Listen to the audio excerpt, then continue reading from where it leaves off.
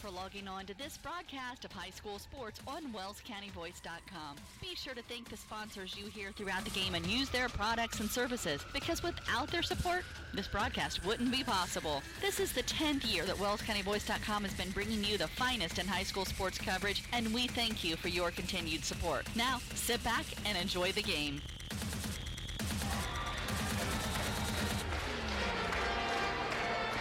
Welcome to Tigerton.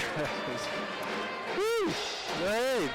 Got through some about 45 minutes of technical difficulties. We got 4 minutes till tip. Yeah. But we are here and delighted to be joined by Marcus Morgan. Hey, Marcus. Hey, how are you? And you know what, Scott? I'm glad you handled the technical side of this whole thing because I couldn't do it. I'm not sure I'm glad I handled the technical side of it. Yeah, it's from looking at it and all the buttons you have to press, and it looked really stressful. So it was really stressful. I'm glad you handled that aspect of it. Oh, wow. So how you doing? I'm doing all right. I mean, I've had an eventful week, but other than that, I'm doing all right. I'm happy to see some basketball this weekend. It's the positive side. How about you? Absolutely. And we want to apologize that we had intended to get to Jay County for the ACAC games, but I was coming back from Las Vegas, and everything just got all kind of jumbled up. Marcus had some issues, and bottom line is we just couldn't make it happen. Exactly, yeah. So, how was your trip to Las Vegas? Was it a good one? My trip was great. Awesome. I went to the CES show. You know what that is? I think you explained it to me last time. So it's where all the kind of the new gadgets get shown off, and it's just, I mean, the things that they've got are just amazing. I mean, it sounds really cool.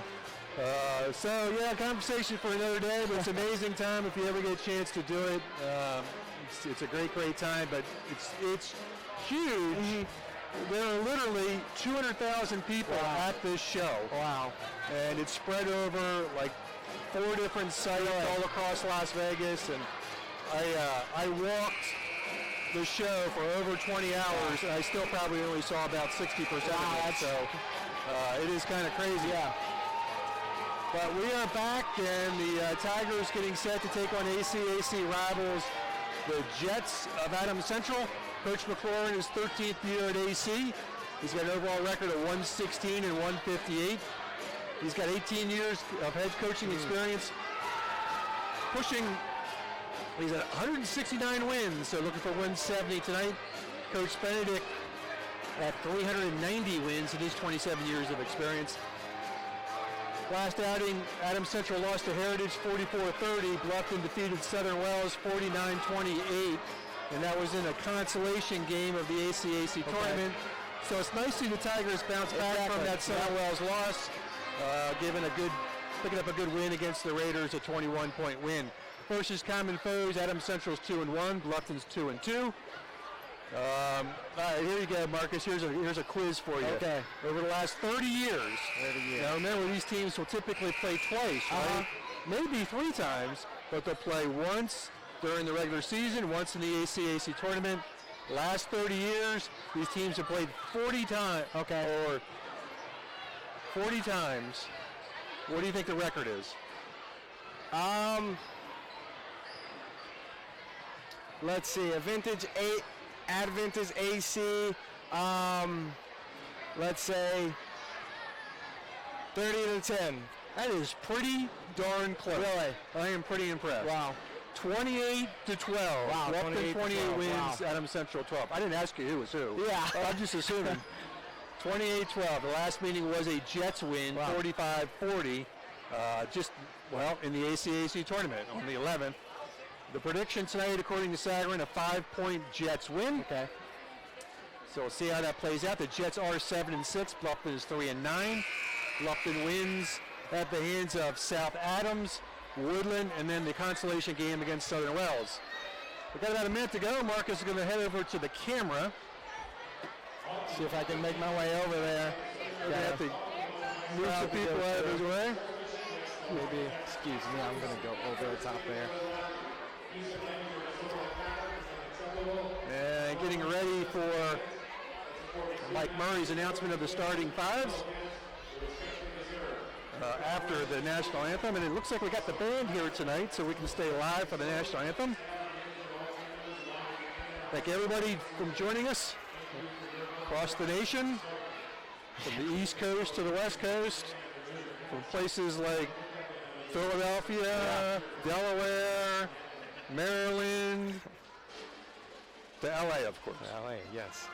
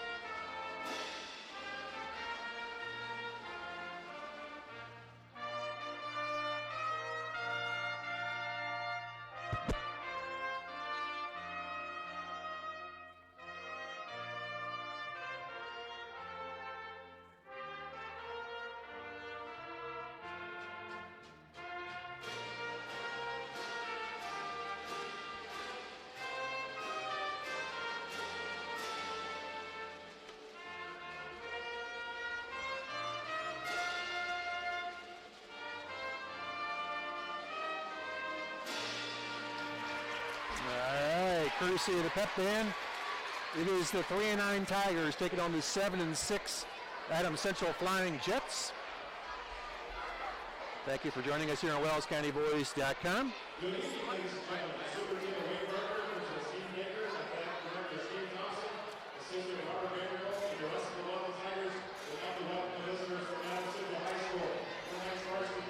Mike Murray going through the official announcements, and then we'll get your starters.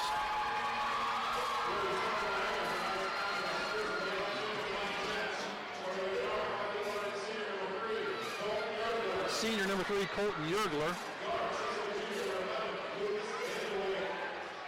Number 11, Lucas Vanderweg. Number 13, Kevin Brown. Number 15, Ben Bull. And number 25, Dylan Miller.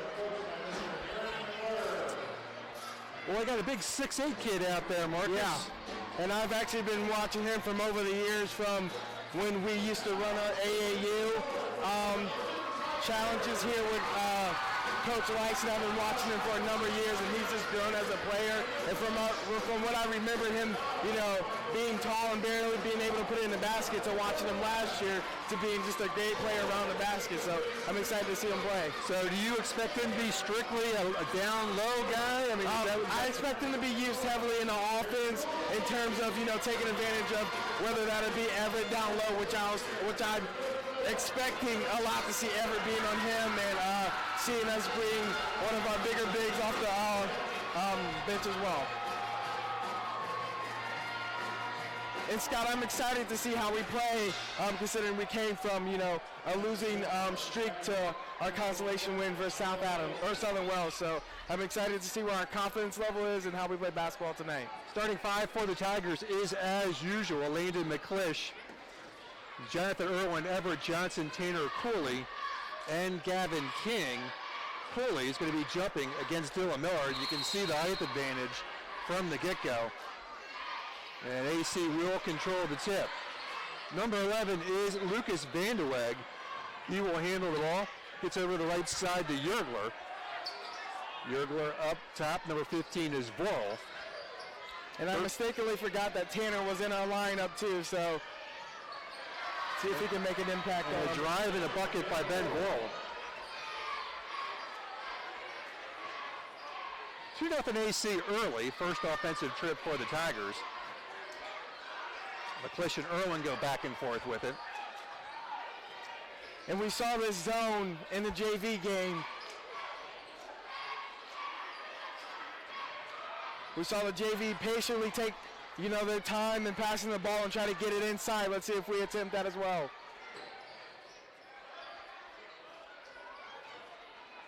So what's the keys here to open up the middle when you're facing a zone, Marcus? Well, what I was trying to explain to one of my buddies earlier today is we got to punch the gaps. And if we want to shoot the ball, we got to punch the gaps, just like Gavin attempted to do, to get the defense to rotate just like that almost. And if we want to shoot the 3 ball, we got to punch the gaps and kick, drive and kick.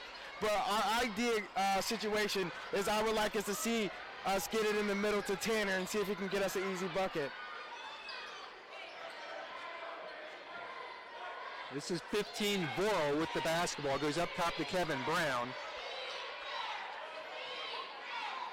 3 is Yergler. Yergler loses the handle. Ball bounces around, and McClish is going to come away with it. Should get the lay in here, and does. Landon McClish with 2.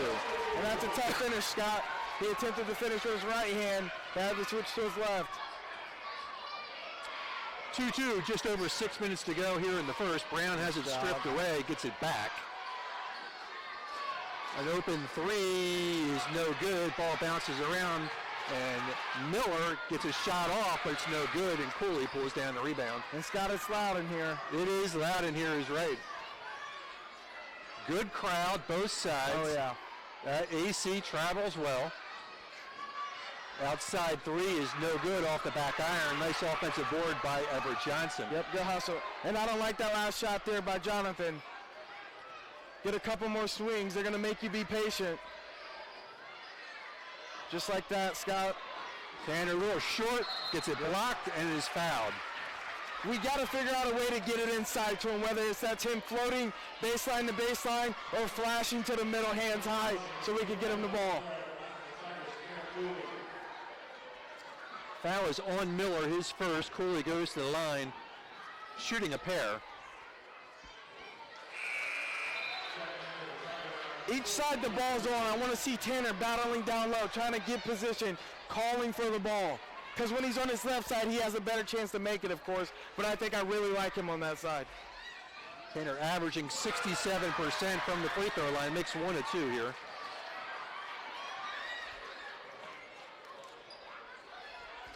.5:19 to go in the quarter. Miller, Nice good back feed cut, yep. down low, and Brown's going to go to the line after a Bluffton foul. Good feed is right. He made a nice pass there.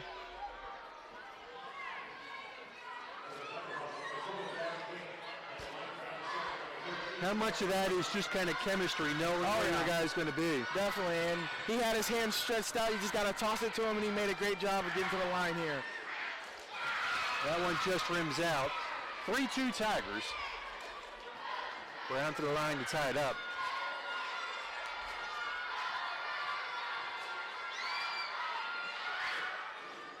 And it's short. We remain on the seesaw.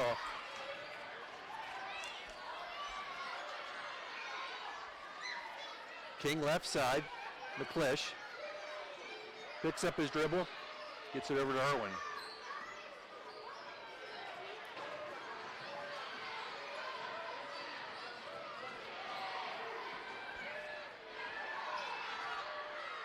Gotta look for it inside, just like that, Scott. Outside 3 by McClish. Down it goes. Landon McClish for 3. Scott, if it's working like that all night, we're going to have a pretty interesting game from the Tigers. Because you see, Landon's not playing much with the ball. He's not the primary ball handler in this zone. That's when we have to move it. You work it inside first, and then you see what you have. Big defense there. Good job there by Tanner. Good hustle. Gets it to Irwin. He'll lay it in. Jonathan Irwin with 2, and the Tigers holding 6 with 4:14 to go. And you see how he jumped that screen on the defensive end. He came over and surprised the offensive player there. That 3's no good. They give up an offensive rebound, and Miller's going to lay it in. That's a shame. We had a miss. Oh, yeah, we did.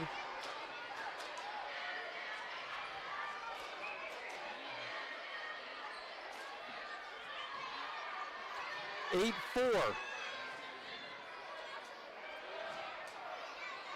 An open 3 for Irwin. He drops it through. Down it goes again. And the Tigers with a couple of 3s. Oh, yeah. 11-4. And you see how much the defensive rotation changed once we get it inside? And they get it down to Miller, and he's going to draw a foul.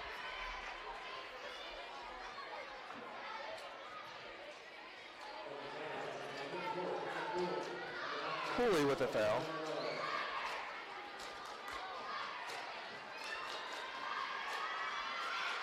Well short.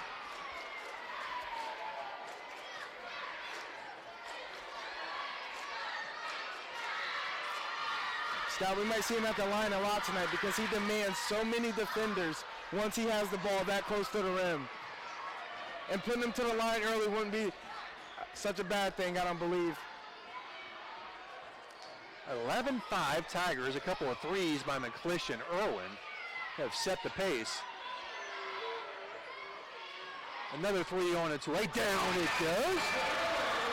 Irwin with back-to-back threes. And he might be feeling it, Scott.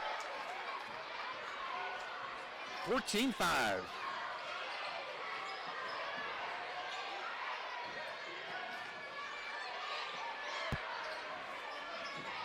This is Vandeweghe. Voro in front of the Tiger bench. Back up top, Yergler. Voro loses it, picks it back up. Brady Green with a good defensive effort. And the Tigers with a chance to stretch their 9-point lead. Zach Cummings getting set to check in. No reason to rush it here. Keep doing what you're doing.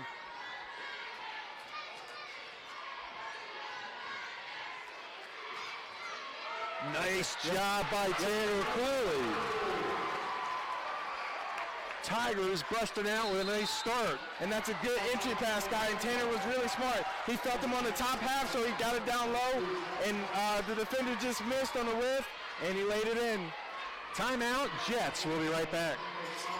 Indiana Technical Installations offers a diverse range of services for your business or personal use. From IT, networking, security and surveillance, computer service and repair, virus removal, web and graphic design. They also provide a large selection of vehicle electronics, including audio and video devices, and they offer remote starter packages starting at just $199.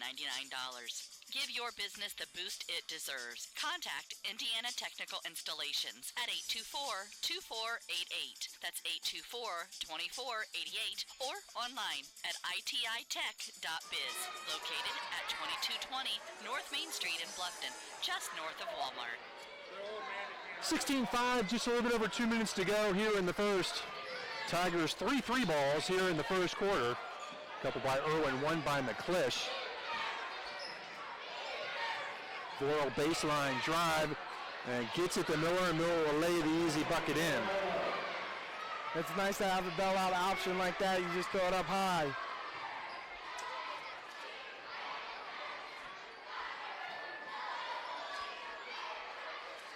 Minute 38 to go. Curious to see how much time the Tigers try to work off here. See if they want to slow the pace of this game down. And I don't mind that either, Scott. See that show by Brady Green? Yep. He needs to do that every time the ball's on that side of the floor, but he needs to do it just a bit more aggressively. Outside three on its way. Get down it goes. McClish and Irwin both with a couple of threes, and the Tigers have posted 19 here in the first. 19-7. Tigers on top. Brown picks up his dribble, gets it to Yergler. Yergler at the elbow, looking for help, still looking. Finally gets in the hands of Brown. Brown turns the corner of Advocate. Zach Cummins denies him. And the Tigers will go the other direction, up by 12. And that's a heck of a defensive possession there by the Tigers. Set down, stayed in front of their man, and Zach came over with a big block. And Bluffton with a chance to close the quarter out. This has got to be one of the best quarters this year, exactly. Marcus. I agree with that, because usually we're on this opposite end of a quarter. We're going in the second quarter, 7-19, so it feels good to be on this side. 7 seconds left. Gavin has it stripped. Voro with the prayer. Short. But the Tigers will head to timeout, up by 12, 19-7. We'll take a break. Be right back. Every team knows that 3-point play can be a winning move. That's why State Farm and me, Kevin Beatty, and my team are here to help you go for three by combining your home, auto, and life insurance. It's a great call that saves you time and money. So go for the win and score savings by combining your home, auto, and life. It's just another way we're here to help things go right. So call me, State Farm Agent Kevin Beatty, at 824-1928. It's a great call that saves you time and money. Indiana Technical Installations offers a diverse range of services for your business or personal use. From IT, networking, security and surveillance, computer service and repair, virus removal, web and graphic design. They also provide a large selection of vehicle electronics, including audio and video devices, and they offer remote starter packages starting at just $199. Give your business the boost it deserves. Contact Indiana Technical Installations at 824-2488. That's 824-2488 or online at ititech.biz. Located at 2220 North Main Street in Bluffton, just north of Walmart.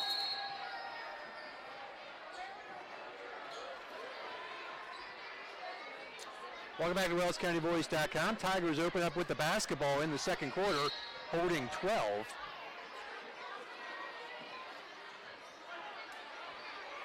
So there's a foul on Zach Cummins here. Start the quarter. They called that on Brady Green, looks like. Brady? Third foul on Bluffton.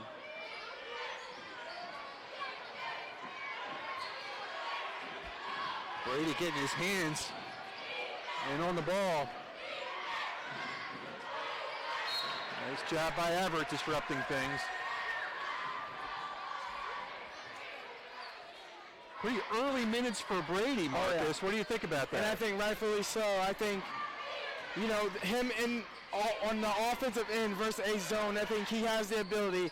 I think he's one of the strongest players on the team around the basket when he's able to rip through and finish around the rim. I think he does that very well. A miss by Vol leads to a McClish break. 19-7, three on its way by Irwin. Down it goes! Jonathan Irwin, his third three of the night. And it's only the second quarter, Scott, and he's shooting the lights out of the gym already. We've got 5 threes already. We've just started the second quarter. A three on its way by Adam Centro is good. Kevin Brown can shoot. Got to be careful. And he shot that with confidence. Scott, one pass, and he put it up. 6:38 to go here in the half. 22-10. AC led briefly to open up the game.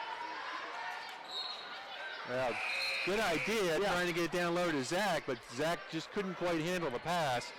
And Bluffton turns it over, and Tanner Cooley is going to check back in. Cooley will come in for Brady. And there, that high-low action might work with Everett and Tanner, but I don't know about those two last players that did it there. So Tigers a little bigger on the floor right now. Brown's going to get fouled here.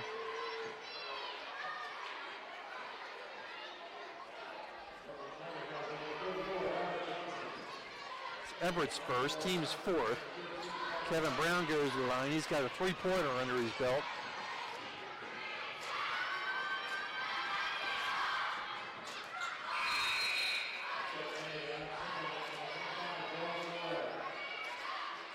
(22-11).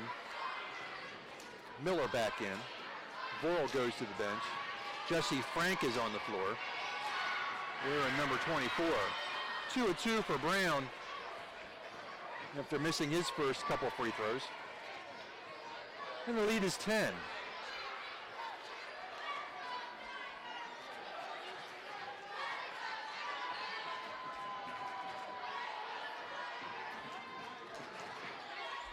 McClish, top of the key, right side Irwin. Irwin gets it inside to Cooley. Cooley in the paint, gets it up and rolls off the rim, fighting for the rebound. Ball still loose. And Zach is going to pick up a foul here.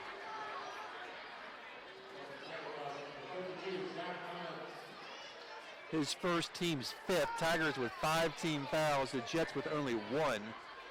And it's important that the Jets, whenever their bigs get rebounds, they keep it high. Trying to get that back cut there. Gavin King getting set to check back in for Bluffton. This is Miller. Cummins on him. And will just loft it up and drops it through. So showing a little range there. Oh yeah. And the lead is suddenly 8. And we'll get a Jets foul here. That should go against Frank.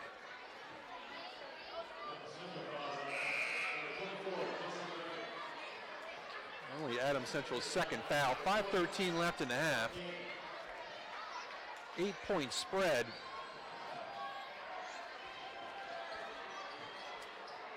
Tigers have come out hot, hitting from behind the arc.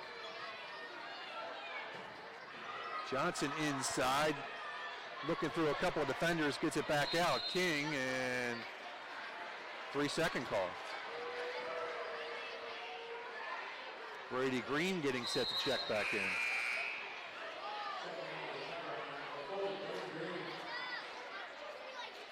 .504 to go. Tigers holding 8. Jets on a little bit of a run here.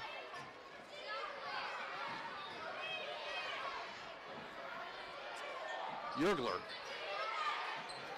Scott, you can't pick up your dribble there off that screen. You got to keep attacking. That does nothing for your team if you pick up your dribble there. Top of the key three by Brown is no good. Dylan. Too far under. Yep, too far under. Tigers come away with it. It's important that you know where you are all times on the floor. How far you are underneath the basket. Good pass there by outside three by Irwin. Down it goes once more. Jonathan Irwin, 4 threes here in the first half. And Scott, I believe we saw him have a game like this last season towards the end of the season. Boy, it's nice to see him get on fire. Oh, yeah. And it's shoot around for him right now. Yergler misses everything. McClish on the run.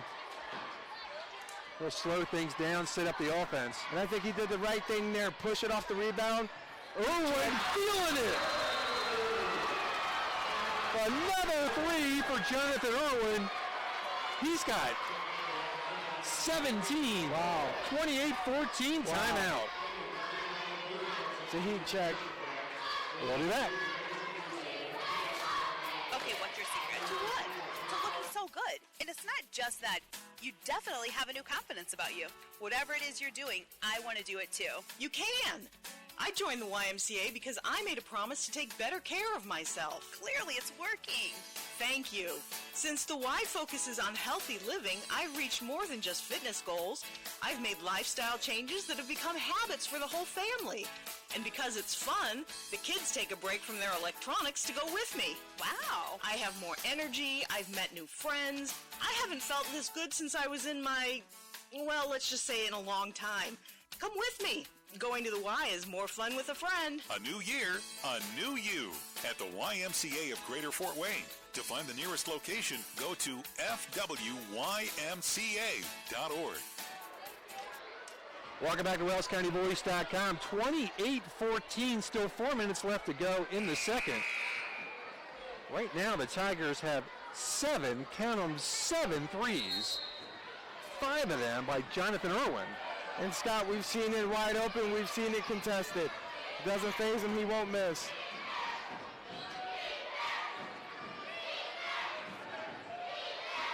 Yergler backs it up. Van de Weg looking inside the Miller. Cooley on him. Outside Yergler launches a three. Short. Nice rebound by Tanner Cooley. Nice body position. Oh, yeah. He had the block out and he just went up above.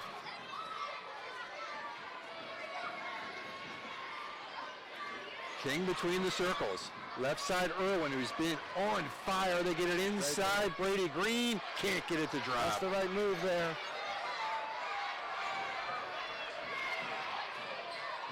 Van de Weg, ball pinned on the ground. They get it to Brown up top for three, short. And the Tigers hustling, pick up the loose ball. Just under 3 minutes. Bluffton has doubled up the Jets right now. 28-14.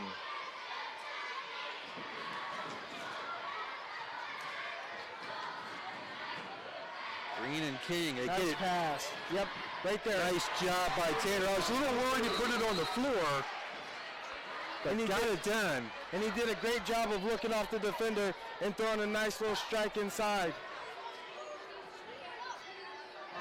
got a player down, and Dylan Miller is going to get looked at.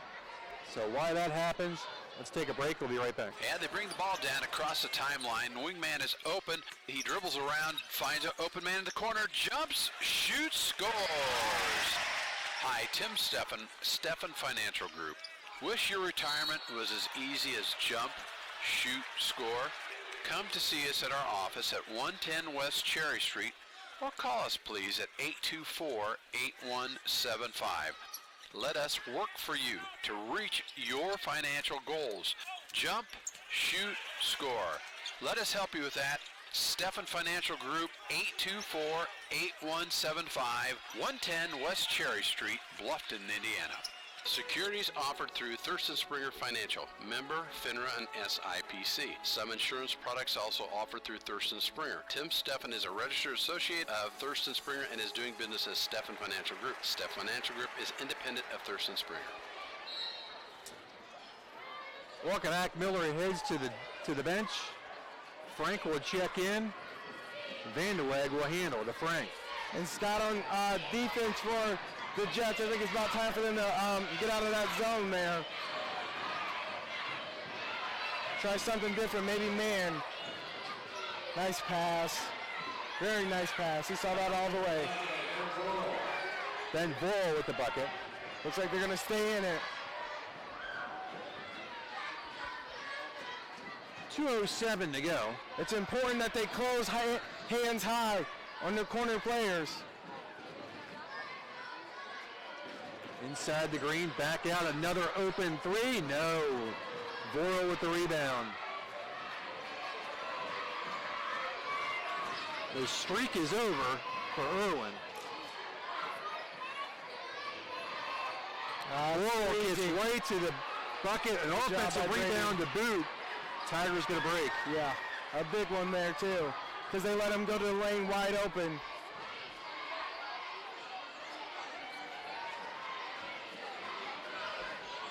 McClish for three, no good. And a couple of one and dones on threes.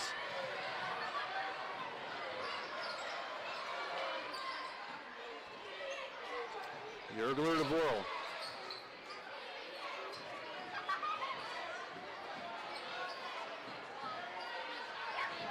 Just a little bit over a minute in the half. Vanderweg. Scott, you see how he kept pursuing whenever he dribbled the ball off the screen? There's a couple players on the Jets team that once they get that screen, they take one dribble. That's not helping the game go any by. Irwin with the foul. His first, team's sixth. You got to come off the screen hard and keep attacking the basket. Nice defense there by Gavin. Good hustle. And we'll get a held ball call. It'll stay with Adams Central.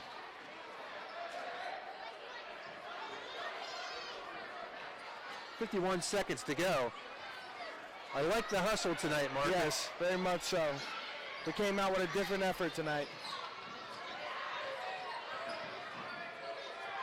Intensity on both ends of the floor.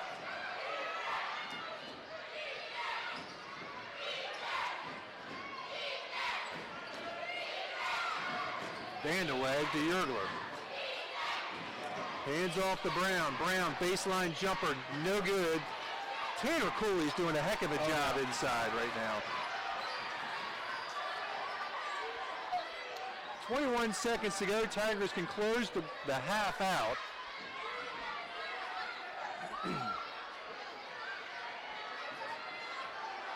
McClish holding 10. Cross court. King at 8. Down in the corner at 5. And they're going to lose it again for the second time, attempting to close out a quarter. Nice block there. So Tigers with a couple of missed opportunities in quarter end possessions, but they will walk to the locker room up by 14. We'll take a break, crunch some stats, be right back. Indiana Technical Installations offers a diverse range of services for your business or personal use. From IT, networking, security and surveillance, computer service and repair, virus removal, web and graphic design. They also provide a large selection of vehicle electronics, including audio and video devices, and they offer remote starter packages starting at just $199. Give your business the boost it deserves. Contact Indiana Technical Installations at 824-2488. That's 824-2488 or online at ititech.biz. Located at 2220 North Main Street in Bluffton, just north of Walmart. When you want to sleep better, sleep healthier, there's Therapeutic. If you want quality materials, innovative design, and exceptional value, there's Therapeutic. Wake up happy with a Therapeutic mattress of your own. Now available at the locally owned Mattress and Furniture Store, 915 North Main Street in Bluffton. They also have bedroom furniture, lift chairs, and accessories in stock. Or you can order from a complete catalog line. Peg and Tay will be glad to help to put you on the path to a better night's sleep. Open Monday through Friday, 10 to 6, Saturday, 10 to 3. Find them online at themandfstore.com. Okay, what's your secret? To what? To looking so good. And it's not just that. You definitely have a new confidence about you. Whatever it is you're doing, I want to do it too. You can. I joined the YMCA because I made a promise to take better care of myself. Clearly, it's working. Thank you. Since the Y focuses on healthy living, I've reached more than just fitness goals. I've made lifestyle changes that have become habits for the whole family. And because it's fun, the kids take a break from their electronics to go with me. Wow. I have more energy. I've met new friends. I haven't felt this good since I was in my, well, let's just say in a long time. Come with me. Going to the Y is more fun with a friend. A new year, a new you at the YMCA of Greater Fort Wayne. To find the nearest location, go to fwymca.org. A new year brings a new outlook and new promises. This new year, make a resolution that creates lasting change, not one you'll forget in a few weeks. You owe it to yourself to reach your potential and become your best self. The YMCA invites you to start the new year with a new you. A membership to the Y can help you and your family grow and become stronger. Join the Y community for an even better you in the new year. To find the nearest location, go to fwymca.org. That's fwymca.org. Welcome back to the Tiger Den. It's got to be one of the more exciting first halves for the Tigers this year. 30 points, up by 14 against Adams Central. And Scott, I think they're doing their best job of taking advantage of the backside of Adams Central's 2-3 in terms of getting it in the middle, swinging it to the backside, and either that's Landon or Gavin or Jonathan Irwin open for three, and it's been Jonathan Irwin. He's been the lucky one to be open for three or even contested, and he's just knocked them down. And what did you say? He ended with 17 points? 17 points. Wow. He had 5 threes. Yep. McClish with a couple of threes. So here's the halftime stats. First for the Jets. Dylan Miller, who went down with what looked like to be like an ankle injury of some sort. Don't know if he'll return. He's got 7. Kevin Brown with 5, including a three-pointer. And Ben Voll with 4. By the quarter, 7 in the first, 9 in the second, 16 at half.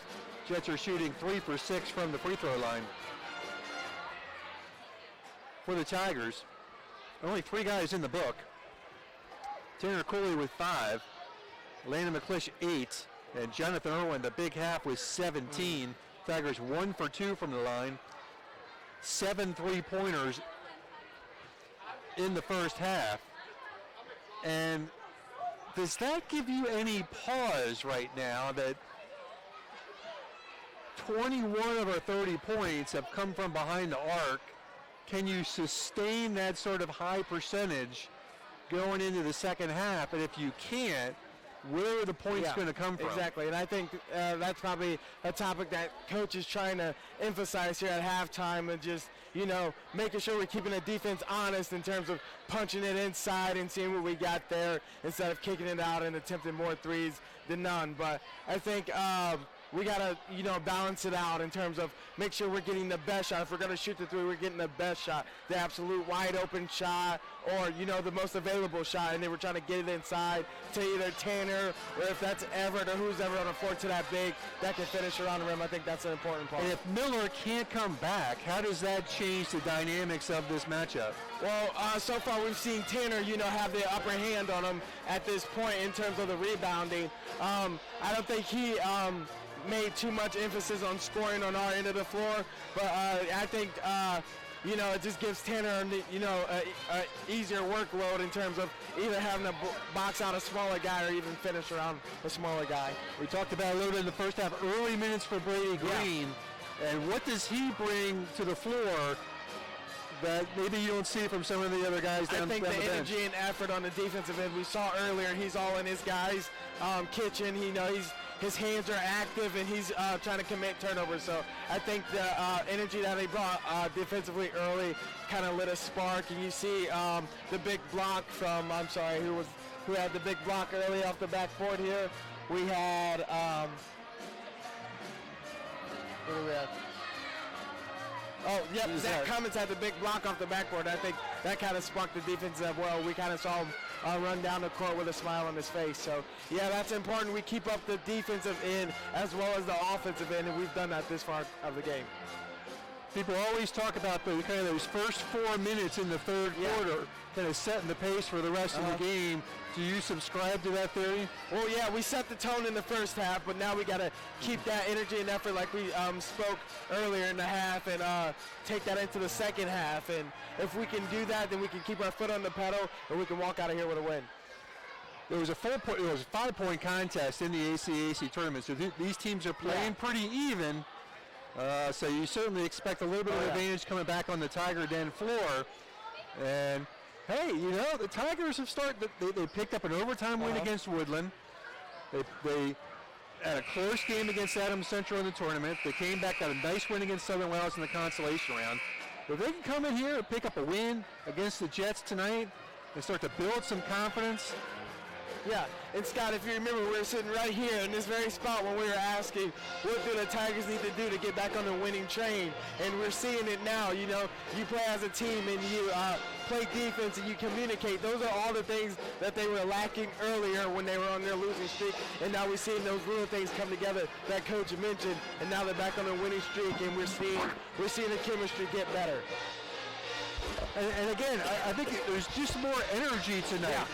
There's more aggressiveness going after loose balls, getting on the floor. Yeah, I agree. And we saw multiple players do that earlier in the game, get on the floor, and that's what it takes. That's what it takes, that you're there for your teammates, and it shows your coaches that you really want to win the game. And I think we're seeing the leadership out of, seeing leadership characteristics out of everybody on the floor. At the end of the half, we kind of saw Tanner say one shot after he got that rebound, and we tried to work the clock. So I'm excited to see what we do in the second half, and I can definitely see us keeping it up. All right, there you go. Let's take another break. Be right back with second half basketball here on WellsCountyVoice.com.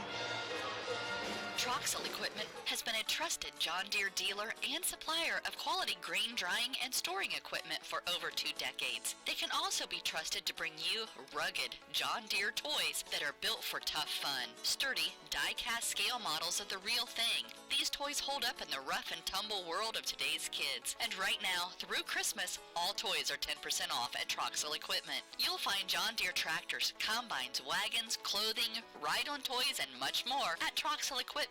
5068 East, 100 North in Bluffton. Troxel Equipment, your solutions dealer.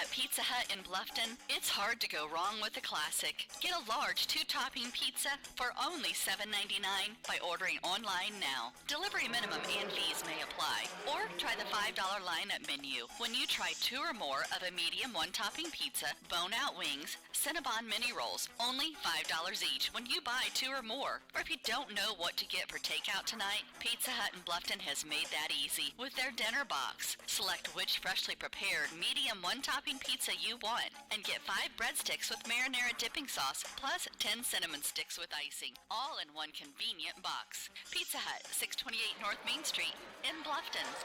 Welcome back. We head to the third.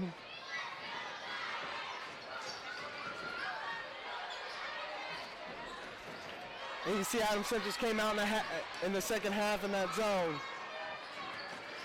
Oh, block on the Irwin 3 attempt.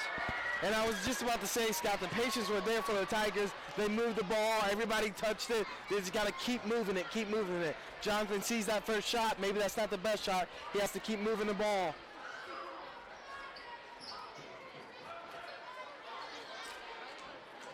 Just underway here in the third, first possession of the third.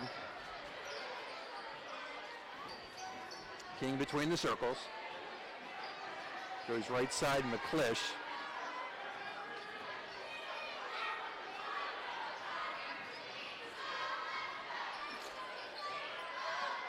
Irwin back to McClish. McClish dumps it down to Everett Johnson. He'll get double teamed. And boy, that was a quick held ball call. I don't like it.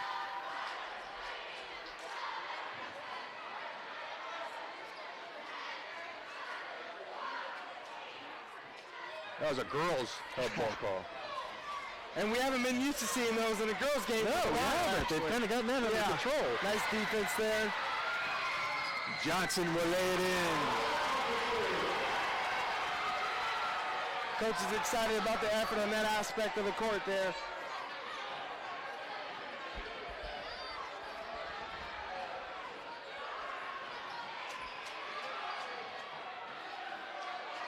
This is Kevin Brown. He can light it up if he gets going. He's fouled on the attempt.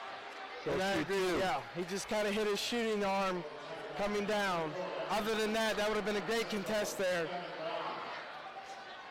Brown's third trip to the line. That was the second on Everett Johnson, first of the second half. Brown 5 in the first half, 2 for 4 from the line.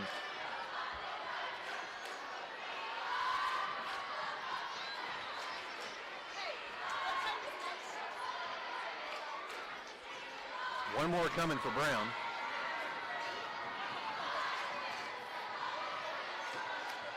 And he makes the second. So he, after missing his first 2, he's made his last 4. 32-18.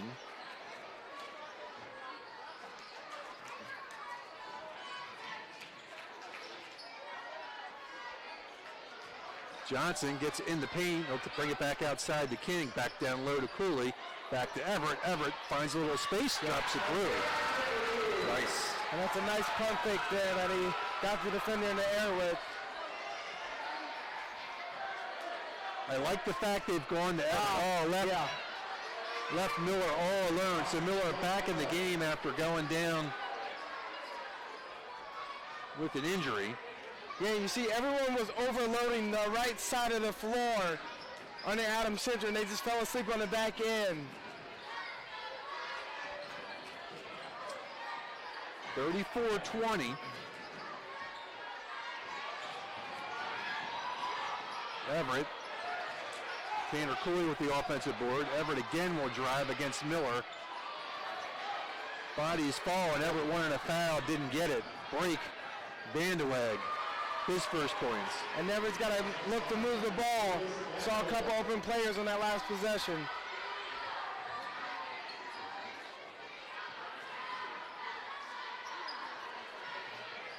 (34-22). Lead is 12. See if the Tigers can answer.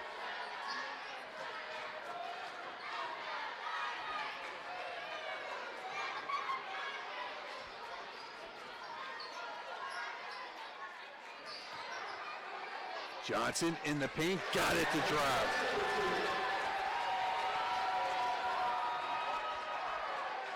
Miller's not really attacking him. No, not at all. He's kind of laying back, giving Everett that short jumper in the middle. And I think that's a little bit farther than what Miller wants to be pushed away from the rim.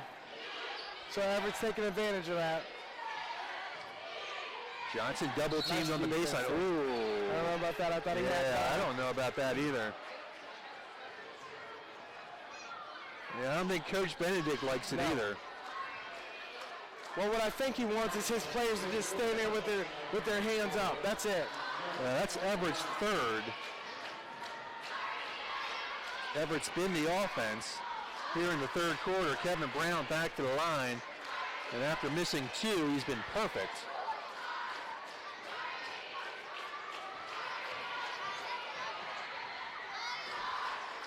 One more, and that one rims out. See, I just have to call him perfect.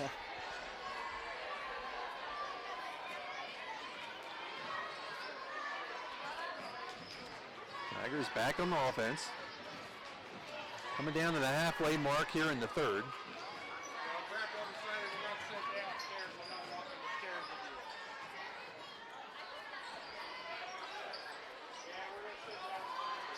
Johnson gets triple teamed inside. Open three, no. And even though he missed it, that's the best shot there. Yergler over to Vandeweghe. Brown for three, got it. Kevin Brown can hit. Got to be careful.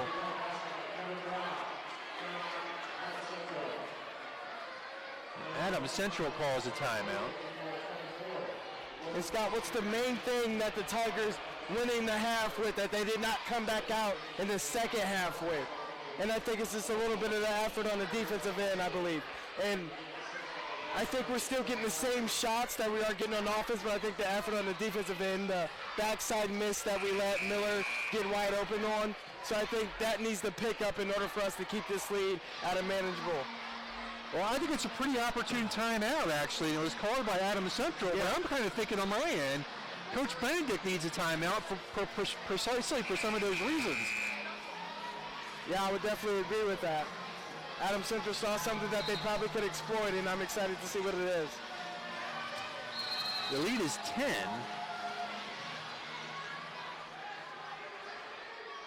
And I hate to say it, but you got to be a little bit worried about psyche here. Yep. And we're going to see a lot of what they did in the JV game as of late. When the JV had a 10-point lead when they won the game, they did a lot of, once it gets in the corner, we're trapping everything. That's their idea here. You see the one high, they're going to catch you at the half-court line here, and they're going to trap it right there in the corner.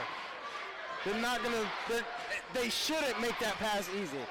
Nice pass there by Everett. Yep. And that pass out of the corner should not be an easy pass. Lead back to 10, under 3 to go here in the third.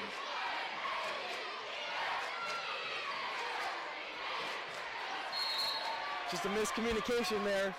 But watch how Adams Central will pick up the main ball handler here, which is Landon at the half-court line. Watch, maybe they're going to back off. To start, they bring their zone way high up. And they're not trapping anymore either.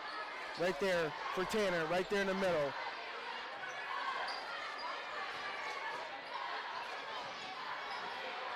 Nice. Elbow two by McClish. That looked pretty. Yeah, that was a good looking shot there. But we saw Tanner catch it at the free throw line. Once he's a senior, I expect him to extend defenses and shoot that shot there. A miss by Vandeweghe, back to Bluffton. This would be a good basket. Put them back up by 14, matching our halftime lead. See if they can convert. We're down to 2 minutes.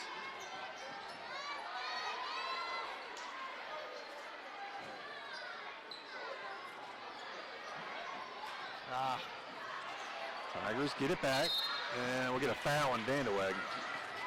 Good hustle there by Gavin to get it back. Frank's going to come in, and Miller's going to get a rest.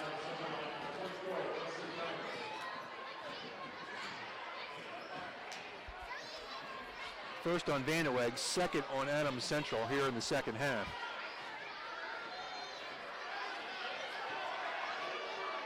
(40-28).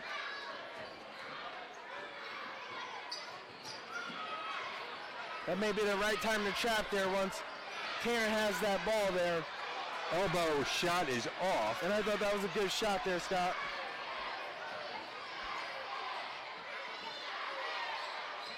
Vanderweg between the circles and a whistle away from the basketball.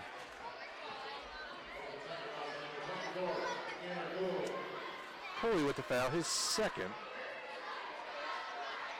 Third on Bluffton.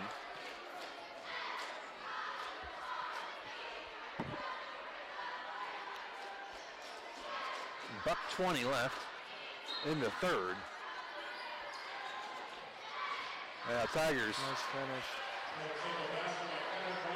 got beat there on the inbound play. Brown starting to stack up some numbers. Lead is 10. 1 minute. 1 minute to go here in the third. All right, it's going to be a foul on Vorel. Good idea there by Everett. Yeah, no, I agree. That was a nice pass.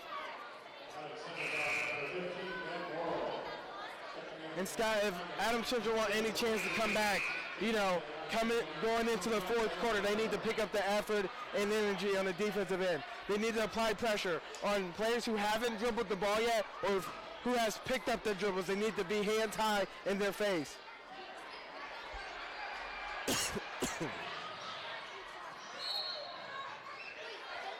Tigers turn it over. Yeah.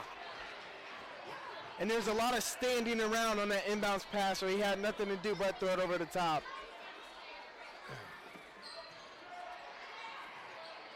Brown fadeaway jumper is good. I'm telling you, Kevin Brown. What a shot there. That's a And the difficult lead shot. is down to 8. They need to put together a couple stops. Yep, they sure do.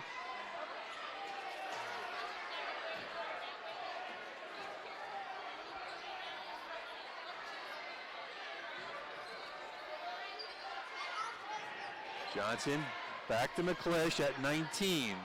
Over to Green in the corner at 17. And they turn it over again. I'm feeling a little queasy.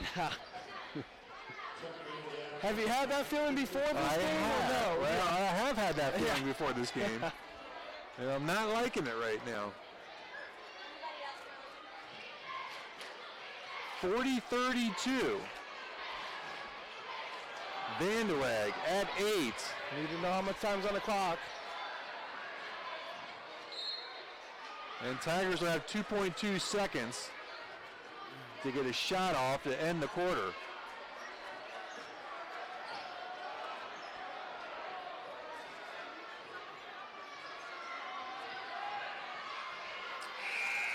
Shot by Irwin's no good at the end of 3. Tigers up by 8. And Scott, before we go to timeout, commercial here, what does Adams Central need to do, to make this 8-point lead more, to beat the Tigers in this last quarter here in this last 8 minutes? What do they need to do to make this 8-point lead a 2-point lead maybe? I think they need to apply more pressure with the Tigers, and get a couple more baskets on our offensive end. They can make this game competitive. Well, right now, I think, again, it's a psyche issue, I mean, the Tigers are up by 14. Now they've seen it drop down to 8. Yeah. You come into the fourth, and you open up with a bucket or two, and now it takes a lot of mental toughness for Bluffton to work their way back from that. I definitely keep agree. it together. Mm-hmm. I think this is a time where Adams Central needs to just attack Bluffton and apply the pressure to them. Yeah, I think so many times this year we've talked about senior leadership, right? And right now, if you're Adams Central, the person you're seeing that senior leadership coming from is Kevin Brown. Yeah, I agree. Kevin Brown is saying, look, my team is down by 14. I'm the guy who could fill the bucket up. I'm taking over. I'm going to find myself some shots and opportunities. And that's exactly what he did. He had 10 points in that third. And I don't think we've seen Jonathan Irwin put the ball in the bucket since halftime, have we? We have not. Let's see what he can make happen here in this final quarter. 40-32, Bluffton holding 8 with the basketball.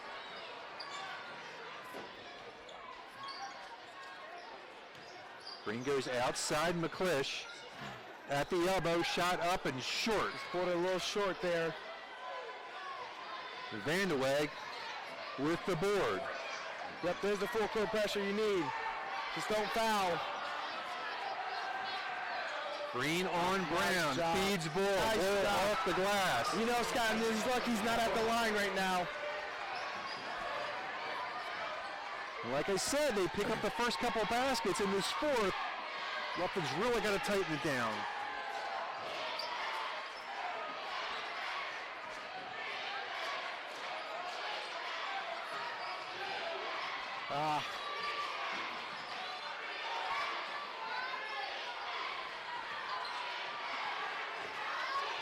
Danner gets it back to Irwin. Irwin down to Brady Green. Green puts it up. Shot good. Yep. That's a big bucket right there. And Scott, we haven't made a lot of mental mistakes that hurts ourselves on the offensive end, like turning the ball over. I think it's just mostly here on the defensive end. Great defense there. Yeah, I think the only exception to that, a nice job by Brady. And that's the nice outlet pass. Irwin converts. And that's the effort that Brady Green's going to give you on the defensive end. Sticks with it, and he gets a turnover there. Steal. Well, I tell you what, those 2 possessions by Brady Green. Yeah, exactly. Those are huge. Because now the lead's back up to 10. Vorel up top. Vandeweghe opens up for 3. Got it. What a shot there.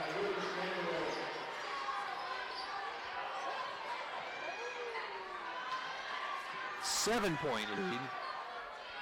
5:47 to go in the game.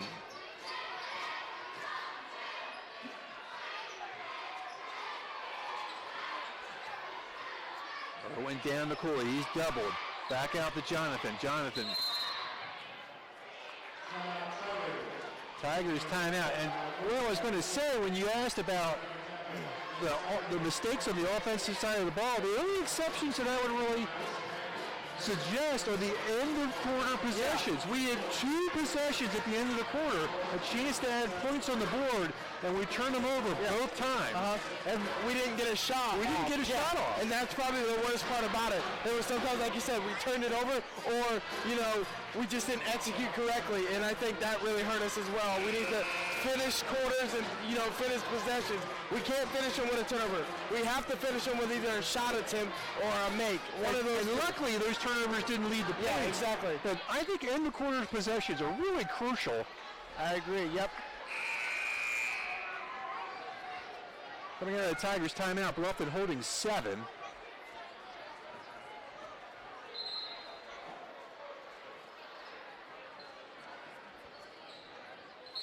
On the floor for the Tigers is King, McClish, Irwin, Green, and Cooley.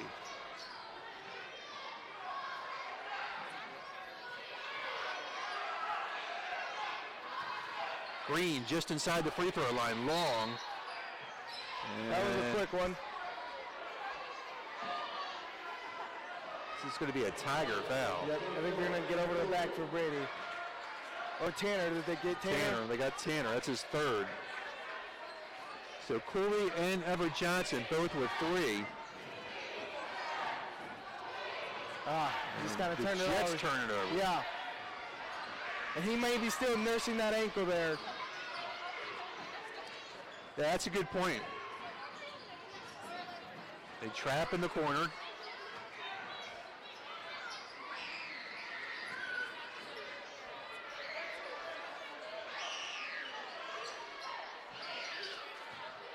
Gavin King looking for Green. Green goes outside with a 3 by Irwin on its way. That would have been big. Yeah. The rebound's big too as well. Open 3. No. That 3 has gone away. Yeah. Good hustle by Green to get back. Irwin can't track it down, but hustling all the way and get some help from his teammates. With the Jets basketball, 4:19 left, 7 is the Bluffton lead. I tell you what, some of these starters have put a lot of minutes out there. And you can kind of see it from a couple of them.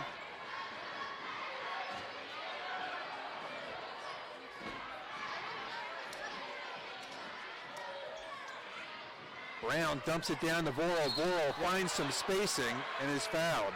And we saw that same exact action earlier, just the screen, and you throw it over the top to the roll man. That is Cooley's 4th. See if Everett Johnson comes off the bench here. Or Zach. We haven't seen a lot of Zach. No. On cue at 7, and there is Cummins.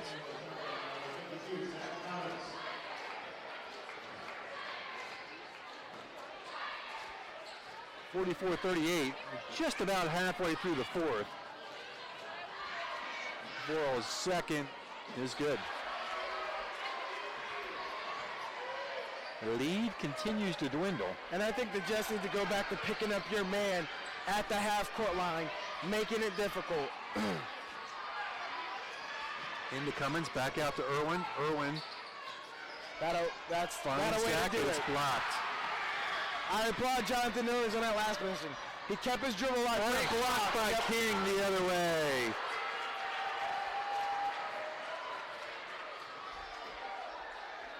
Yeah, but not in the book tonight, but good defensive play.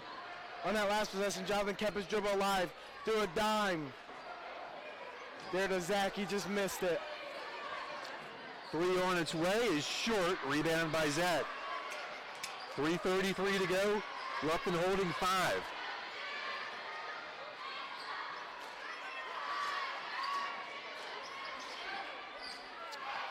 Boy, they have done that 3 or 4 times tonight.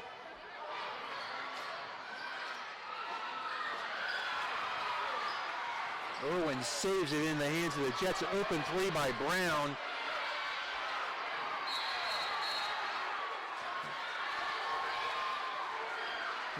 One mistake Jonathan made there. You never want to save it on the opponent's side of the floor. You toss the ball on this side of the floor and have one of your players go and get it.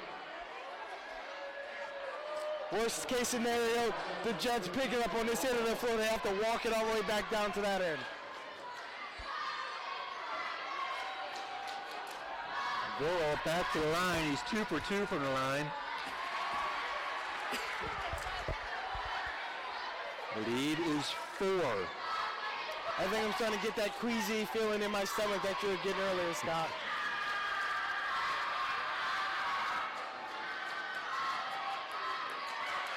Yeah. Oh, they got a break there. 3 minutes. Cummins turnaround from the elbow, got it. Zach Cummins for 2. Boy, they needed a bucket badly. And he has that ability to do that. It's more of a confidence thing. I'd like to see him reverse pivot, but whatever makes the ball go in the hole, I guess, at that point. 46-40, 2:40 to go. Tigers holding 6. Yep. That should be off the foot. Tiger basketball.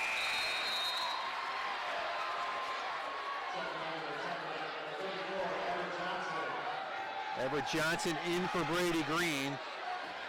So on the floor for the Tigers, it is going to be King, Irwin, McClish, Cummins, and Everett Johnson.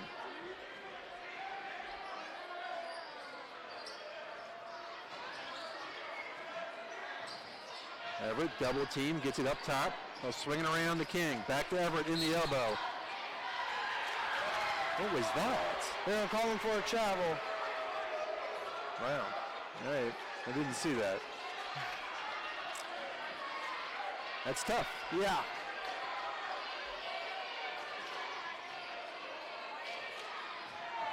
Vandeweghe, right side Vorel. Vorel looks, holds. Dumps it to Yergler. Irwin on him, puts his shoulder down. Picks up his dribble. He's got to be careful there. Ball goes outside Vanderweg, who's hit a three. Another three on its way is short. Tigers come up with it. It's going to stay there. Yep, I understood that much. Boy, the Jets, I think in the second half, have been the more aggressive team. Yeah, I agree. They just can't find a shot.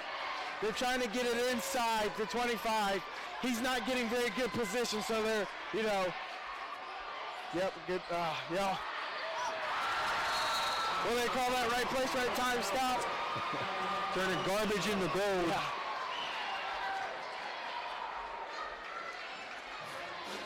Wow. 141, Tigers holding 4. We'll be back. Indiana Physical Therapy is your trusted choice in northern Indiana. For 30 years, we have treated all walks of life, from peewees to professionals and Olympians and everyone in between. As a patient, you can schedule at any of our 18 conveniently located clinics without a doctor's order, and we communicate with your physician throughout your treatment. IPT is a cost-effective therapy provider who accepts all insurance plans. We offer the highest credentialed and most reputable staff in the area. We're open 7 a.m. to 7 p.m. and can schedule you the same day you call. You can find one of our 18 Indiana Physical Therapy locations near you. Choose IPT to get back to work, life, and play today. Celebrating 30 years in business, Indiana Physical Therapy is your choice for physical therapy. Call 260-209-2464 or visit indianapt.com. 141 to go, 46-42.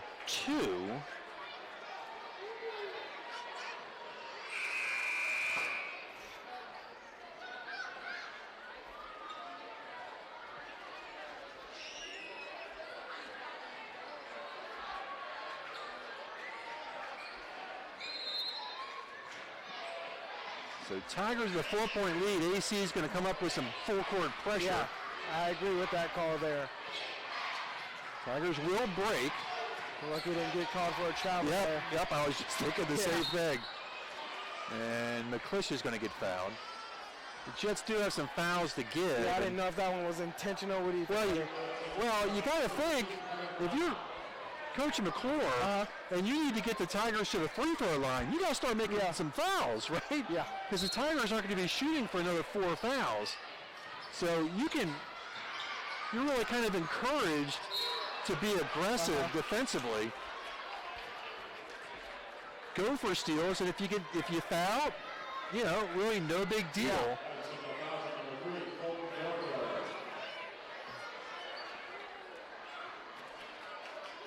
So that's foul number 4. Again, if you're Coach McClure, you may want to be in a position to send Bluffton to the line to shoot free throws. And see, there you go. There's another one. Coach McClure's over there talking to the scorebook guy, going, keeping track. Yeah. How many fouls do I got? Who's got them? Who do I want committing those fouls? 1:21 to go. That's it. There's another one. They're going to get this thing up to 6. Oh, yeah.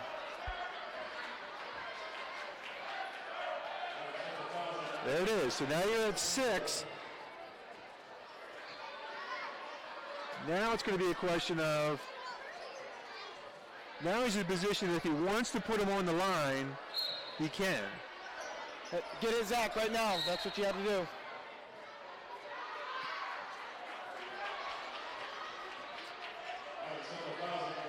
Right, would that be the correct call? Get Zach. If you want to put someone on the line. He can't. Yeah, I don't know what Zach's shooting from the line, but I don't think you want Irwin at the line. Yeah, exactly. You want everybody but Jonathan, I believe. But 1 and 1, you have to make the front end. Nice. Okay. That's big. Yeah. This is where the seniors have got to step up. Knock these down. And the Jets have to rebound off free throws. 5-point lead, $1:14 left. Yergler. Nice pass. Dumping to Miller. Miller, no. A big offensive rebound by Cummins. And they're going to foul again. See, again, not to be a broken record. That's why you saw those fouls right in a row. so that they can now be in a position to slow this game down, put the Tigers to the line, and hope for front end misses. And you know, that's why I'm not a head coach, Scott, because in the game I would have never thought about that. They just would have went home and we would have lost by 7 because I didn't make the right decision there to foul. Yeah.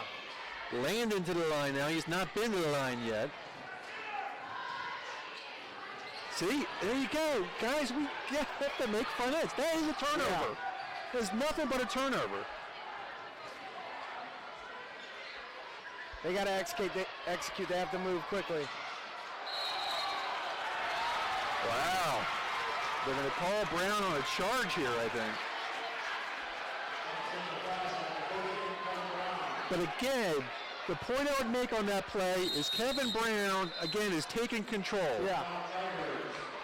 He gets called for the charge. Tiger's going to take a break here. And stop. AC's been able to move throughout this game, not really knowing their identity on offense, you know, just kind of get the ball and score it. And I think his name's Kevin. He's done a great job of putting the ball in the hole. But again, you just get the sense that he's kind of made the decision that I'm going to either win or lose this game, exactly, right? Yep.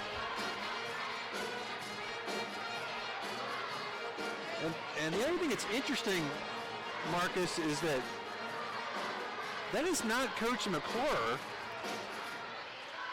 That's drawing up the play. Drawing up the plays. He's not the one that's been guiding this team through this game. So it's one of their assistant coaches, I think. Looks like it. Because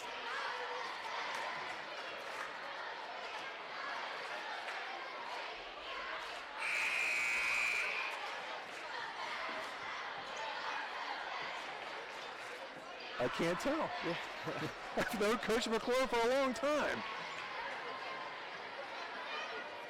I'm not sure if that's him or not. That's funny. All right. 47-42. So here we go.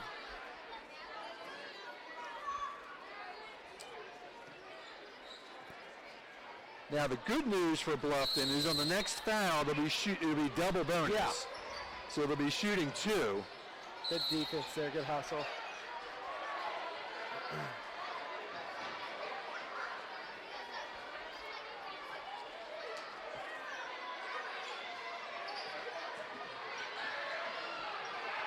They're having long pass to Zach. Nice play by Zach.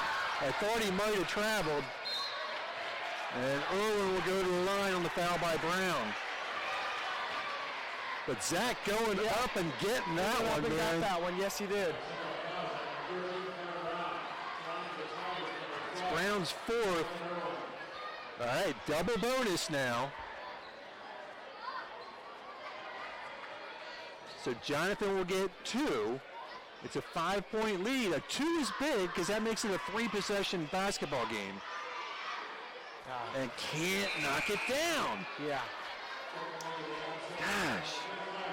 Right now we are 2 for 5 from the line.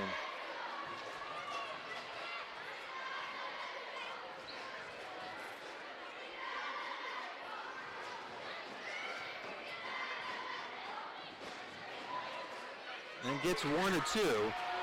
So 6-point edge. 37 seconds left. They got to move. This can't be the case here. I was going to say, Brown's going to take that shot. There's no way Kevin Brown was not going to take that shot. And that's not a great foul, because that's going to stop the clock at 27. It's going to put Vanderweg at the line. And they are in bonus. Yeah.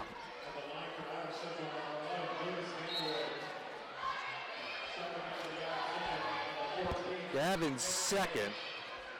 7th. Vanderweg has not been to the line tonight. He's got 7. He's hit a 3. Again, this is 1 and 1.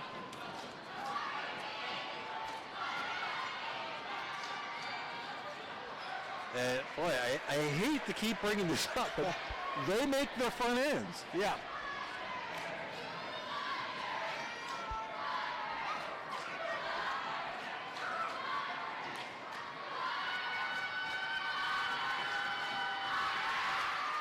Makes both. Lead is 4. They got to get through 27 seconds here, and they're going to foul Irwin. And Jonathan's doing a great job on the inbounds of making himself available for Landon to pass in the ball. He'll get 2. He is 2 for 4 tonight.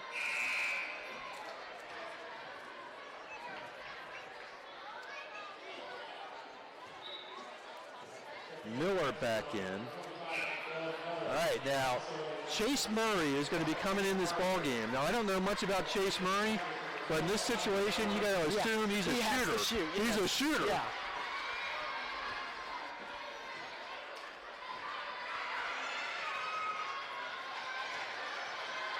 Big free throws here.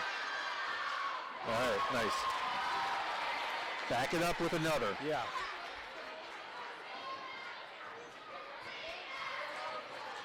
Irwin's second. It's on the way. Got it. Good. Nicely done. And the Tigers will take a good timeout call. Yeah. Bluffton up by 6, and Coach wants to make sure in this last 26 seconds, Bluffton knows exactly what's going on. But the guy I got my eyes on right now is Chase Murray. I don't know who he is, but he is on that floor with 26 seconds right now for a reason. Yes. And he's a little guy, so he's not in there to block shots. Yeah, exactly. All rebound because the shot is going in. So someone's got to have the presence of mind to pay attention to him.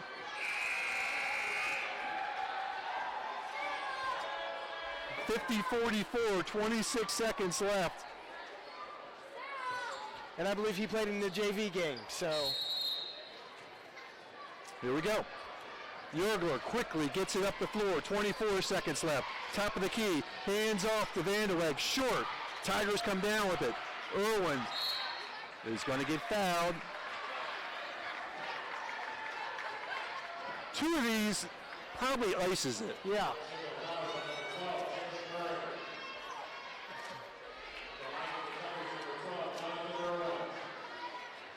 One is big. You need to get out of here with at least 1. Exactly. There it is.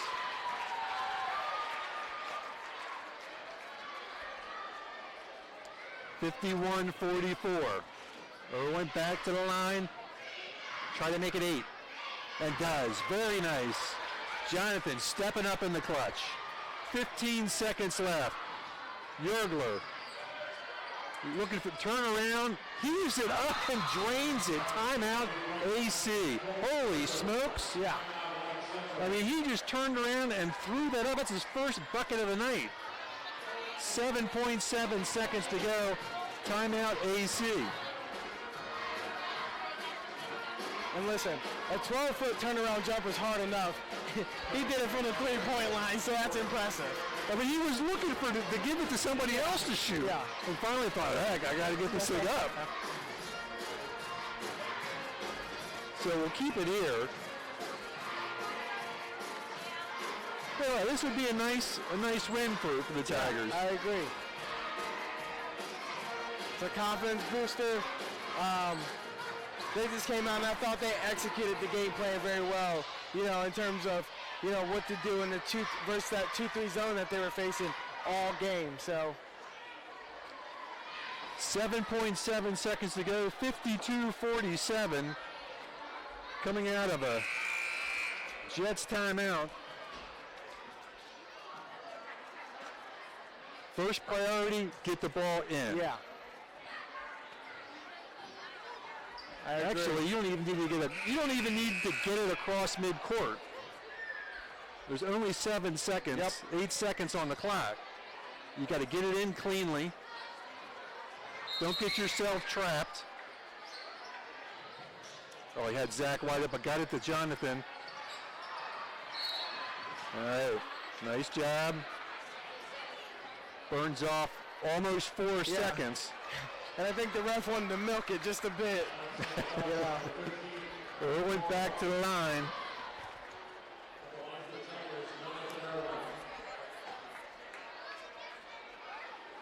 Everybody's second. poking at the ball. Jonathan's looking at the ref like, come on, man. Like, Nice. All right.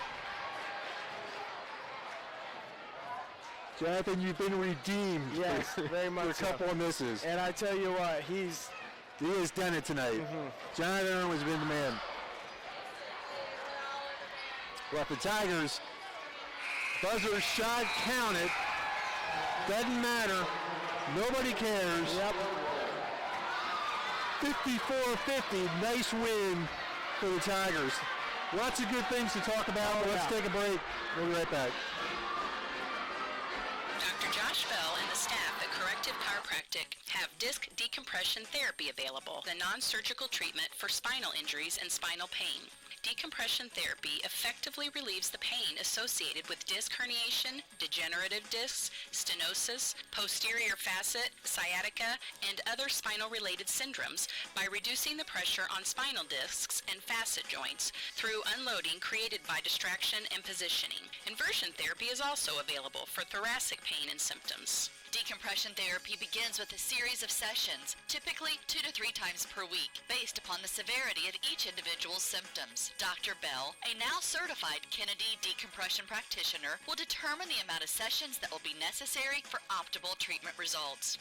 Dr. Josh Bell at Corrective Chiropractic is located at 360 North Main Street, Suite A in Bluffton. Call and schedule a consultation today at 260-353-1400.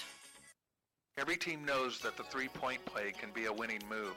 That's why State Farm and me, Kevin Beatty, and my team are here to help you go for three by combining your home, auto, and life insurance. It's a great call that saves you time and money. So go for the win and score savings by combining your home, auto, and life. It's just another way we're here to help things go right. So call me, State Farm agent Kevin Beatty, at 824-1928. It's a great call that saves you time and money. Yeah, they bring the ball down across the timeline. The wingman is open. He dribbles around, finds an open man in the corner, jumps, shoots, scores. Hi, Tim Steffen Financial Group. Wish your retirement was as easy as jump, shoot, score? Come to see us at our office at 110 West Cherry Street, or call us please at 824-8175. Let us work for you to reach your financial goals. Jump, shoot, score. Let us help you with that. Steffen Financial Group, 824-8175, 110 West Cherry Street, Bluffton, Indiana. Securities offered through Thurston Springer Financial, member FINRA and SIPC. Some insurance products also offered through Thurston Springer. Tim Steffen is a registered associate of Thurston Springer and is doing business as Steffen Financial Group. Steffen Financial Group is independent of Thurston Springer. Bluffton Roofing Incorporated prides themselves on developing a long-term relationship with their customers, listening to their needs and suggesting the proper course of action, be it preventative maintenance, repair, or replacement. Bluffton Roofing and owner James Worth are GAF certified and are certified weather stopper roofing contractors. Bluffton Roofing is fully insured, protecting you and your home. Call 824-3564 or 307-6313. Bluffton Roofing Incorporated. Quality first home improvements. Costly misconceptions about collision repair, brought to you by Lauren's Body Shop. The insurance representative said the shop you selected isn't on their approved list and you should choose from their list. False. You are not required to visit these shops, and doing so could put you at a disadvantage in settling your claim and receiving a high-quality repair. In business since 1951, Lawrence Body Shop on East Dustman Road specializes in insurance collision repair, offers free estimates, and an outstanding limited lifetime warranty. Visit lawrencebodyshop.com. Welcome back to WellsCountyVoice.com. Tigers with a 54-50 win here at the Tiger Den over the Adams Central Flying Jets. And players are already out on the floor, so I'm waiting to see where Coach is right now. Hopefully he remembers to come up and assist. All this chaos up here. Here's the final stats for the Jets. Miller finishes with, got that run, 9, 11. All right, Jurgler with 6, a couple of threes late in the fourth. Van de Weg with 8.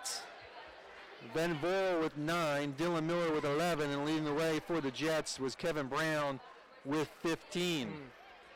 Jets by the quarter, 7, 9, 16, and 18 in the fourth for the Tigers. Brady Green with 2, Zach Cummins with 2, Everett Johnson finishes with 6 on the third. Oh, I'm sorry, sir. Tanner Cooley with 7, Landon McClish ends up with 8. And a big game for Jonathan Irwin, 27 points for Irwin, including 10 in the fourth quarter, 8 of those from the free throw line. As Coach Benedict finds his way up with us. Well, Coach, how sweet it is to put one in the left-hand column. Oh, my goodness. I mean, exactly. I mean, I just happy for our guys. I'm just proud of them. They keep staying with it. I'm just happy for them that they get to feel what this side of it's like a little bit. They've been close so many times, kind of shot themselves in the foot. The kind of case they stay with it day in, day out in practice. Just happy for them that they get to kind of get the other side of this once, and you know, hopefully we're going to build on this and continue to do some really good things. But just happy with the way they stuck with it all the way through. I mean, we made shots in that first half. It really helps. You know, when the ball goes in the basket, everybody feels better. Yep. And it just kind of alleviates a lot of things to where you don't feel like I got to get a stop every time down the floor. I don't have to get a defensive rebound every time down the floor. You know, I thought our start was really, really good. I mean, we had clicking on the inside, clicking on the outside. Tanner played really well early. Jonathan and Landon hit threes from the outside to kind of open that zone up a little bit. Then we got going into high post. I thought Brady Green came in the game and really gave us a shot in the arm in terms of just being in the right spot at the right time. Yeah, I thought he passed the ball well out of the high post area, and he attacked, made their middle man have to do some stuff in the zone, and created some things for some other guys. And then Everett got going in the second half in the high post as well. So just proud of our guys. You know, I mean, one thing, you know, I mean, as a coach, you're always thinking about what you could do a little bit better. I mean, obviously, we want to end quarters a little bit better than what we did. We had the ball 3 times. I don't think we got. Well, you want to listen to the broadcast because I think I mentioned it about 3 times, Coach. Yeah, you know, it's just such a momentum. You know, in the high school game, it's just such a momentum builder or a momentum crusher. I mean, you know, if you're up 12, it's your ball, you score it. You're up 14, it's your ball coming back out of the quarter break. Right. You can make 4 or 5 points right there before the other team ever touches it. You can just really control some momentum right there, and you know, that's one area obviously I think. And then we had another area where I think John and Landon missed a couple of free throws right there where we really could have extended the lead. Their guys come down and hit free throws, and they cut into our lead. So, yeah, but I was sweating bullets in that stretch, Coach. You? Oh, my gosh. I think Landon misses a front end. Yep. Jonathan misses the back end of one. Yep. And I'm thinking, boy, if we can't hit, and then I think they come down, they get fouled, they both. And I'm going, oh, my goodness. Yes, exactly. And I think, you know, again, it's one of those things where, you know, you're thinking it, I'm thinking it, everybody in the stands is thinking it, you know, the kids are thinking it. They're just trying to find a way to hang on and do the things that we've got to do to kind of finish the game off. And again, hit a shot that Zach was big late. Hit a big bucket in the high post. Got some big key rebounds. The catch that he got. Oh, that catch was huge. I told him, I called him over the side. I said, Coach Kunkel should have been playing you at tight end, man. Yeah, that was no a heck kidding. of a catch. No kidding. Heck of a catch. But just happy for him that he was excited for our team and for everybody. And he only scored 2 points or 4 points, whatever it was. Didn't matter to him. He was just happy that our team won. And then we started hitting free throws down the stretch to kind of, you know, give it to a position where we were going to put it away. But, you know, and then the last 2, we just kind of, you know, the last one we obviously just stood there because they had no timeouts left and the kid makes the shot. But again, you know, I'm just happy for our guys. The stuff that they've kind of went through here at the beginning of the year, you know, and I know there's about 4 or 5 games there that could have went a different way. When your record flips the other way, you just feel so much better about yourself. And winning is just a fine line of just a play here or a play there sometimes, and we've been on the wrong side of it for a while. But I think it's a testament to our kids' character that they keep coming back into practice and working hard. They had a lot of energy tonight. Yep. They played well together. They were excited for each other. You know, and you, as a coach, you just want to get them to that point to where they get that feeling, so they know what what they're capable of doing. And then now, you know, it's a little easier to take criticism, coaching, whatever you want to call that, about the end of the quarter situations. Right. When things don't go your way and it ends well and you're bringing those things up, it's a little harder to take. There's a little salt in the wound. But that's absolutely true. When you kind of finish it off, it's easier to kind of just take a step back and take a breath and kind of see, it's like they're extending the floor, taking away the play. You got to make a penetration move to the rim. The play's broke down, then you got to make a penetration move to the basket area to make the defense converge, and then you can get it out to your shooter, or maybe you lift up and hit it or bounce pass it into a post guy. But I thought we got contributions from everybody that went in the game tonight. I thought our bench was great tonight. Even if they didn't get in, I thought our bench was great tonight. I thought they were positive. They were up. They were talking to our guys all the time. It's just a really good team win for us tonight. And again, 3-1 in the conference, and you got Jay County and you got Heritage left. I mean, you're putting yourself in a position to where those are the two teams you got to beat if you want to do something in it. And we put ourselves in a position to where we can control ourselves a little bit here. So, all in all of where we're at, you got to kind of feel good about that. Next week's going to be a big week. We got 3. Wabash is a very, very good team at 9-1 right now, coming in on Tuesday, and then you got Jay County on the road, and then Madison Grant's got some quality wins on Saturday. So we'll have our work cut out for us next week, but again, you have a little bounce in your step when you come back into practice on Monday. Hey, we talked about Zach a little bit, but I want to talk about Brady Green a little bit because I tell you, there was a point in that game. It was in either the third or early in the fourth. I don't quite remember, but the lead got down to 6, maybe 8 in that range. And Brady comes up. He hits a shot, a little short jumper down here in the back defensively. He creates a turnover, and I thought that momentum at that point was just huge for us. It was. Brady's a kid that just he's in that boat where Everett's kind of been he's been a 2-year starter here for us, and he's kind of behind Everett in that particular spot, but he comes with a great attitude every single day. When he gets his opportunities, he takes advantage of those opportunities, and he did a really good job in the Southern Wells game on Saturday when we came back after the AC game. He was really, really instrumental in the fourth quarter for us, and he put it back again tonight with another big effort, not only on the offensive end of being in the right spot at the right time. He just has a good knack and feel for where he's supposed to be offensively, and then defensively he had a couple really good plays and a couple good rebounds as well. So, and I know you and I have talked a number of times so far this year about kind of senior leadership and seniors stepping up, and tonight was one of those moments. And it was really on both ends of the floor because there was a moment in this game, Coach, I'm thinking Kevin Brown is starting to putting his team on his shoulders, and I'm starting to get worried because he's starting to hit some shots, and he's like, all right, look, I'm going to carry this thing. Right. But then Jonathan, even though it was at the line, he had a confidence look in himself.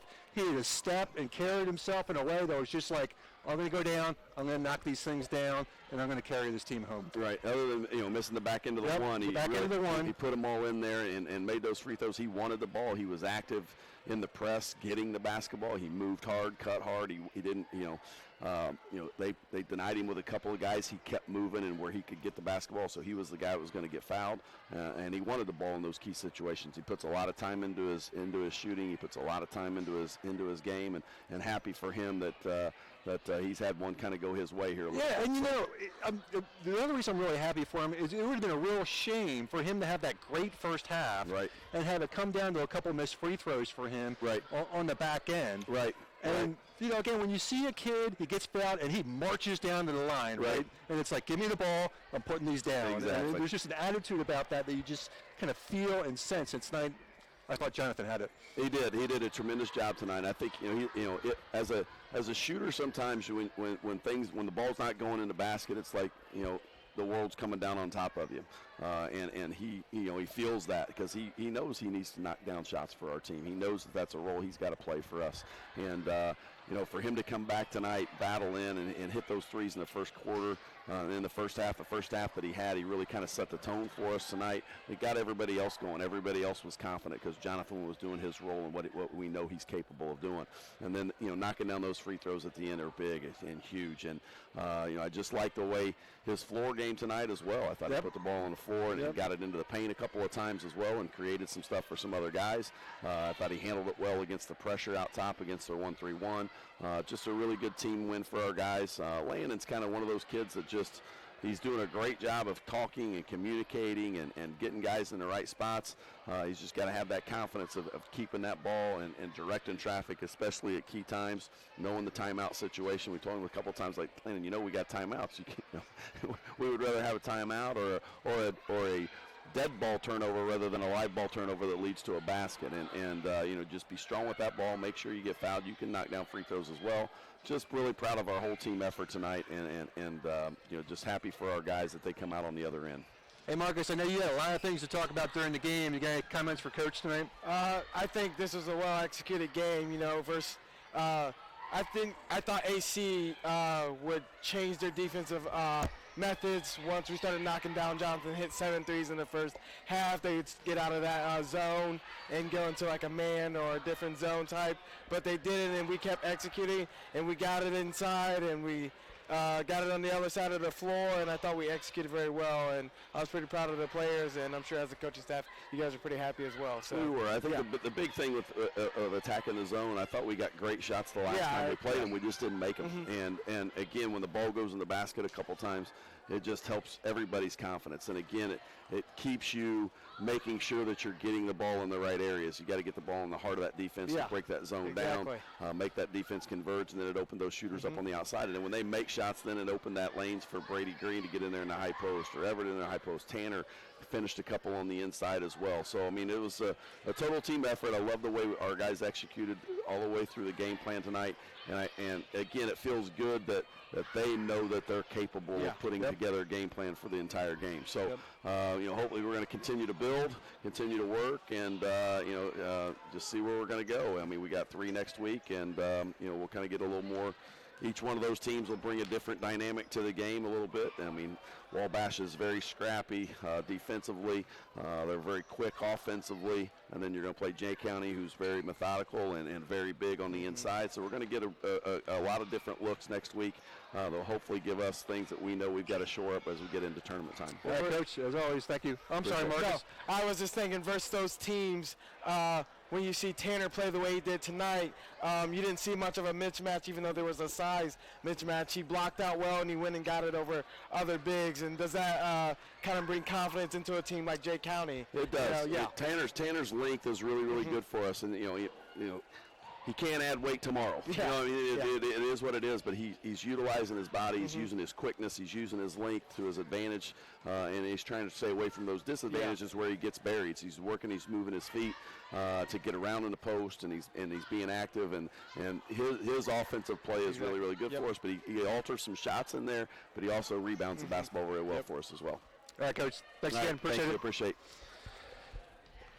All right, Marcus, let's wrap this thing up. We got a WellsCountyVoice.com player of the game. I think this is a pretty easy call tonight.